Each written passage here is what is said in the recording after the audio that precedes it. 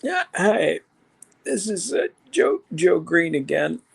I'm gonna record these from time to time. Probably therapeutic, if nothing else.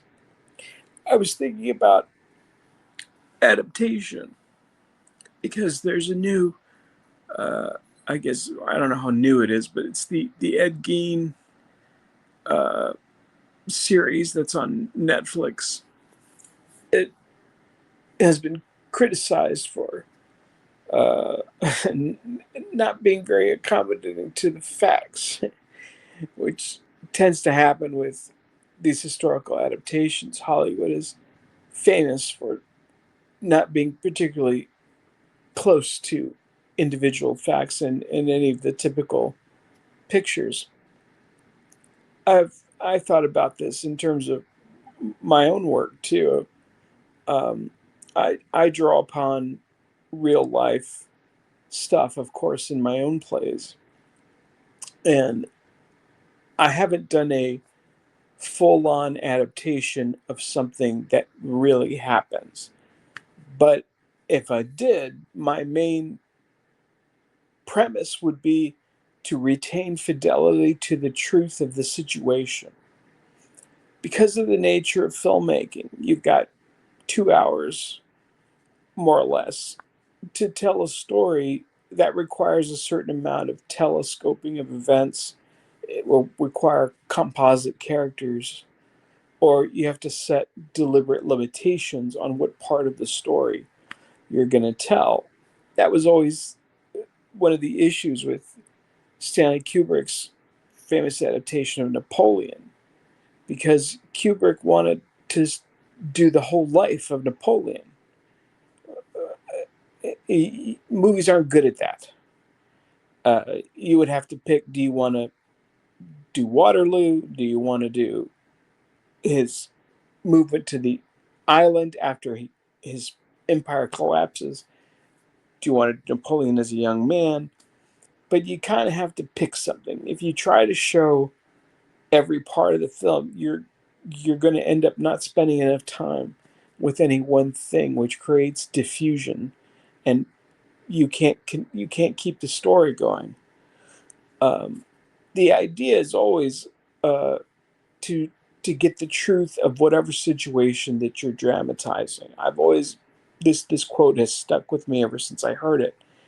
Aaron Sorkin did a Steve Jobs picture, I don't know, 10 years ago. It's fairly recent. And Steve Wozniak, who is Steve Jobs' friend that they both created Apple and everything else, he said that of the movie, none of that happened, but all of it is true. And that is exactly what you're trying to get in a film.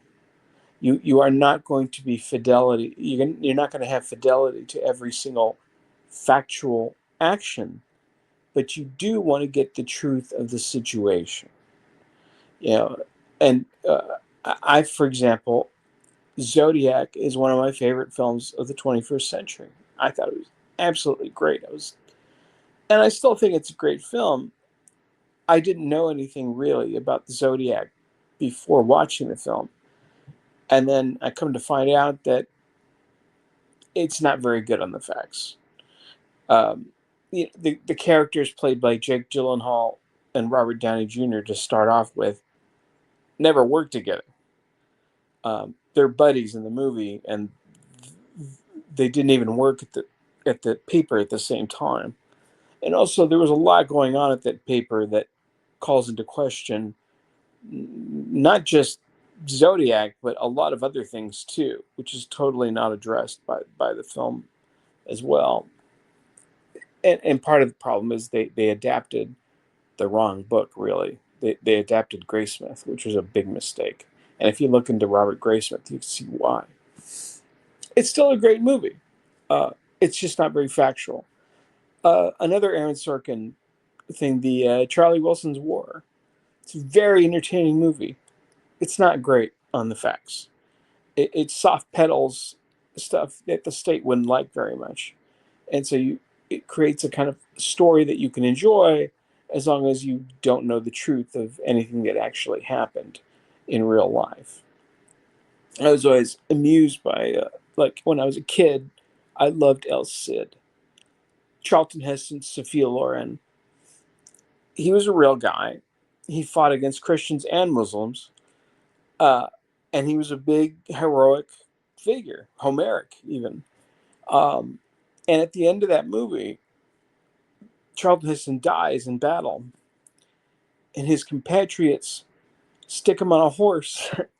They prop him up, and he leads them into battle one more time. The corpse of El Cid with holding a spear and sort of stuck on his horse, and which terrifies the bad guys. And it's a big triumphal ending. I absolutely loved it when I was a kid, and it's still a great movie. I think if you're a 10 or 12-year-old boy, but again, not very little in that movie has any association with what actually happened, and Heston and the rest of the dialogue is a touch too contemporary for the people that it's portraying.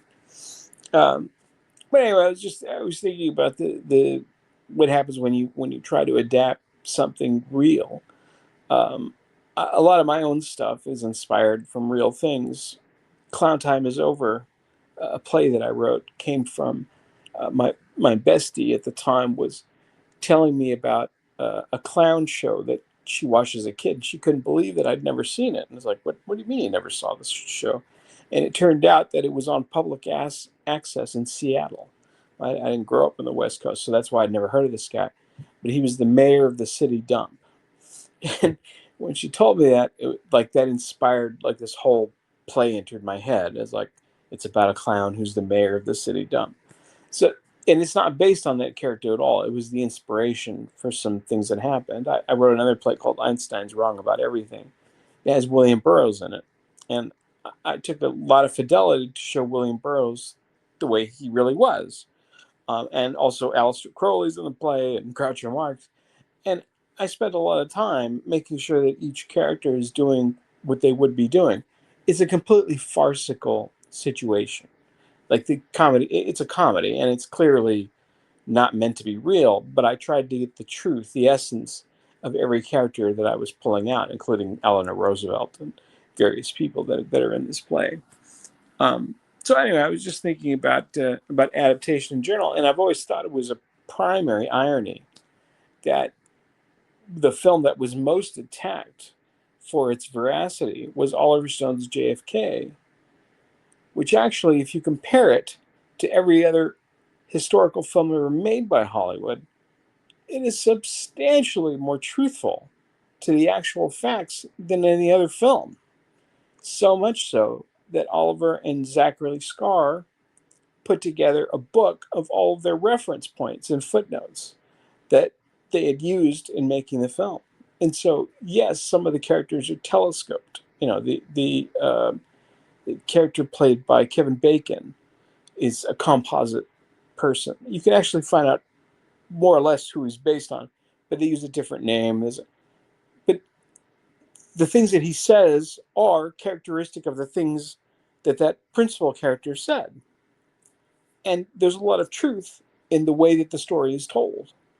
So you may find one thing or another that's not exactly the way it happened in real life, but the overall scope of the picture is substantially true, much more so than any other Hollywood film. I've always thought that was somewhat of an irony because it was so attacked, and it was attacked because it came to the wrong conclusion. I mean, that was from the state's point of view.